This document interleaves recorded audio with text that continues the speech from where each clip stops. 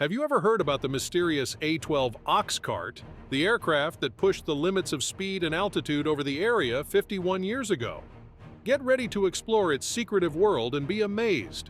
Join us as we uncover the hidden history of this Cold War-era aircraft that set new records in aviation. You'll learn about the advanced technology that made the A-12 so special, the extreme measures taken to keep it under wraps, and the important missions that made it a key asset in strategic intelligence. In the shadows of the Area 51 lies a secret that evaded the world for over 30 years. Here, an otherworldly aircraft shrouded in mystery emerged to push the limits beyond any reconnaissance platform in history. Its capabilities seemed almost alien, able to soar at over 90,000 feet and sprint at speeds exceeding Mach 3, all while evading radar through pioneering stealth technology. Nicknamed Oxcart, this aviation marvel shattered every record in the books and left its opponents scratching their heads at how anything could fly so high and fast. But Oxcart was no alien craft, it was very real indeed. Today, we peel back the veil on the need-to-know history of the A-12, the fastest jet ever operated, its origins in Area 51, and how it still casts a long shadow over aeronautical engineering today. The Area 51 holds a secret that almost no one knew about for over 30 years.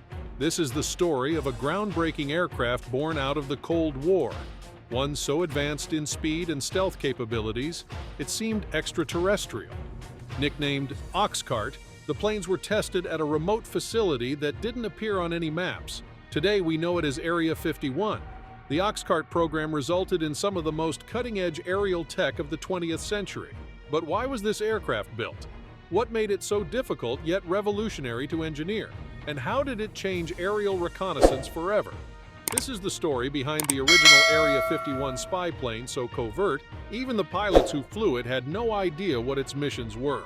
Introducing the Lockheed A-12, a retired marvel of high-altitude, super-fast reconnaissance engineering, built exclusively for the United States Central Intelligence Agency, CIA, by Lockheed's Skunk Works, led by Clarence Kelly Johnson. This advanced aircraft earned its name as the A-12 after going through 12 internal design versions as part of the secret project known as Archangel. In the complex world of airplanes, the A-12 stood out. Back in 1959, it won over rival designs from Convair called Fish and Kingfish during Project Gusto. At first, the CIA was leaning towards Convair because it had a smaller radar profile, but the A-12's better specs and much lower expected cost made Lockheed the favorite. This choice wasn't random. It was based on the different experiences of the two companies. Convair had struggled with delays and going over budget with the B-58, while Lockheed had a good track record with the U-2, delivering it on time and within budget. Lockheed's expertise in handling secret black projects also helped its case. From 1962 to 1964, the A-12 was made, and it flew from 1963 to 1968. It paved the way for other notable aircraft like the twin-seat U.S. Air Force YF-12 prototype interceptor, the M21 launcher for the D-21 drone, and the famous SR-71 Blackbird, which was a bit longer and could carry more fuel and cameras.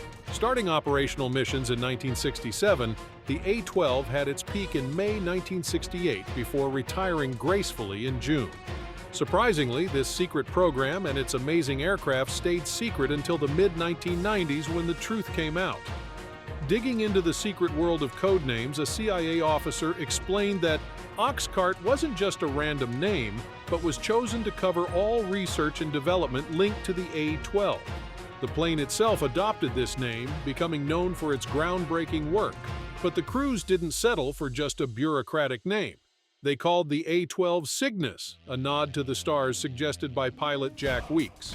This tradition, following Lockheed's habit of naming planes after stars and planets, added a touch of poetry to the powerful A-12. Let's explore the fascinating story behind the design and development.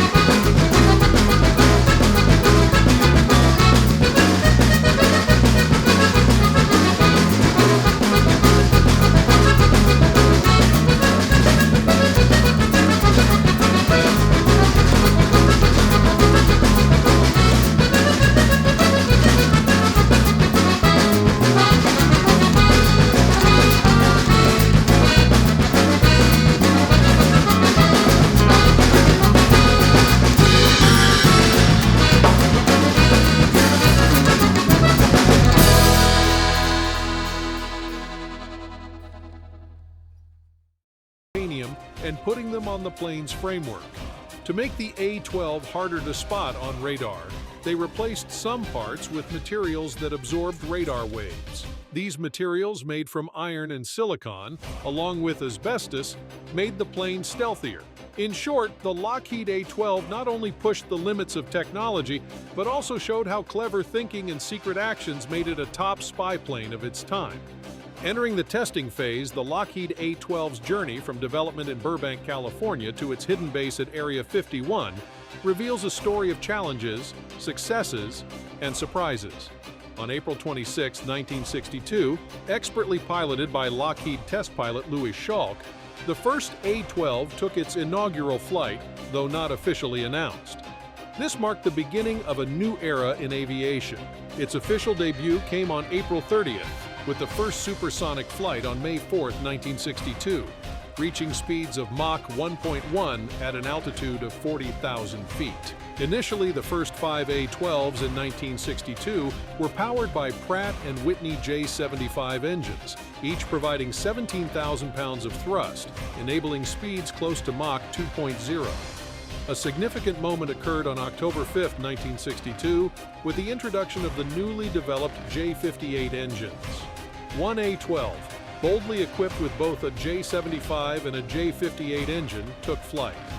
By early 1963, all A-12s exclusively used the J58 engines, pushing speeds to Mach 3.2.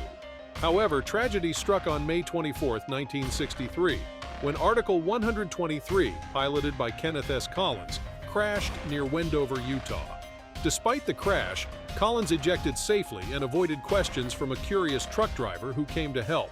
The incident highlighted the secrecy of the project. To divert attention, the CIA falsely labeled the aircraft as a Republic F-105 Thunderchief in news articles and records. Nearby residents were given false information, discouraging them from approaching the crash site.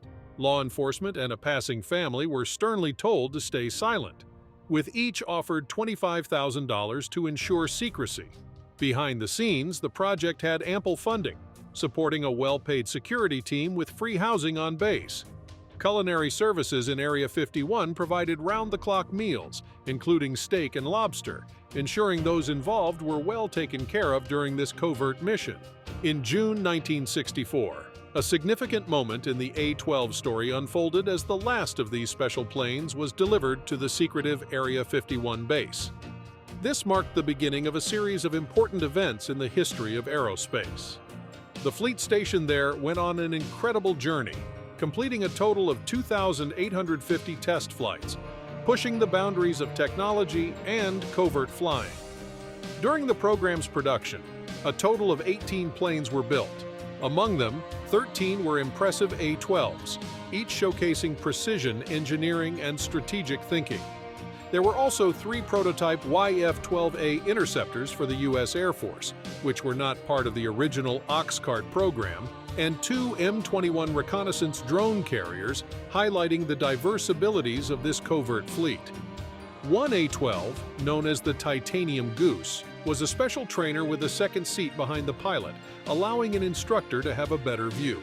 Interestingly, the Titanium Goose kept its J75 engines throughout its service life. However, the journey wasn't without its difficulties. 3 A-12s were lost during later testing. On July 9, 1964, Article 133 faced a critical situation during its final approach when a control device malfunctioned, causing a steady roll to the left.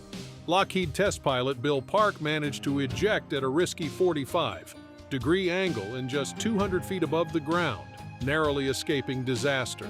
Tragedy struck again on December 28, 1965, when the third A-12, Article 126, experienced uncontrollable movements shortly after takeoff, leading to a crash.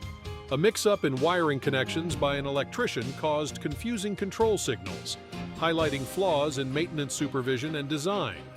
The Oxcart program faced its first fatality on January 5, 1967, when Article 125 crashed, resulting in the death of CIA pilot Walter Ray.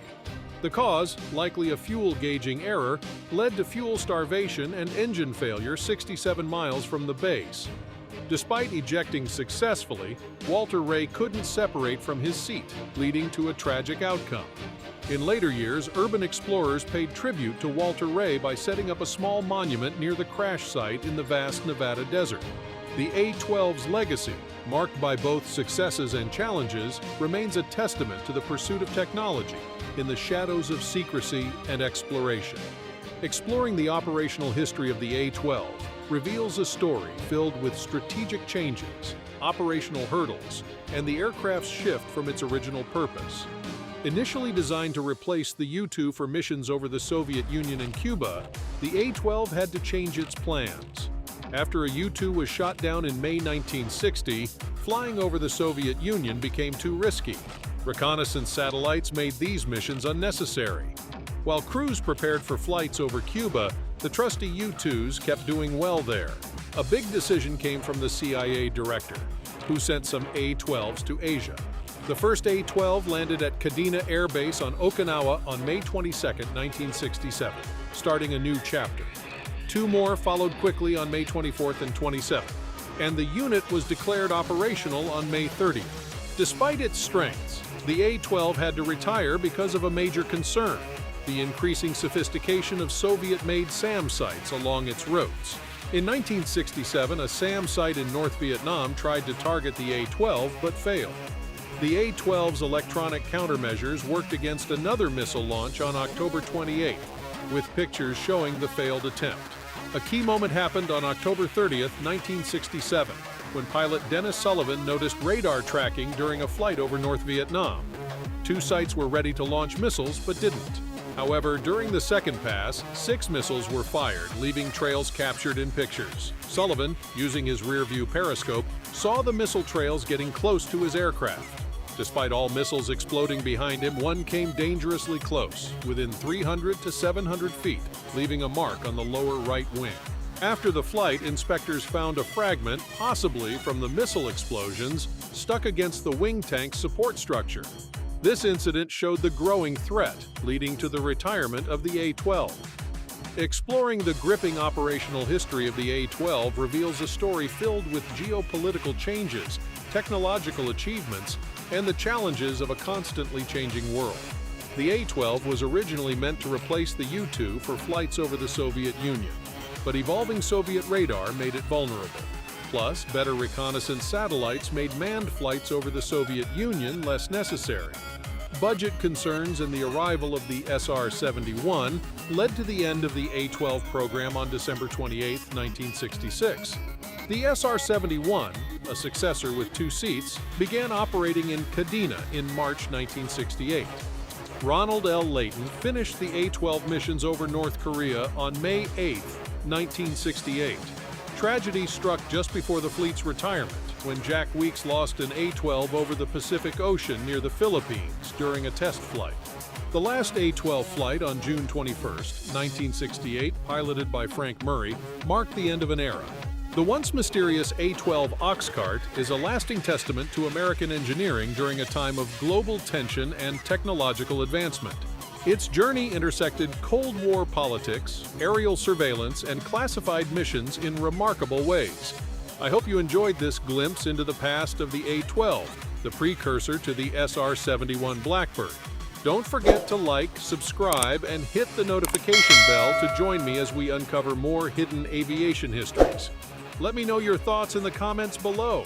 Did anything surprise you about the enigmatic A-12 tested at Area 51?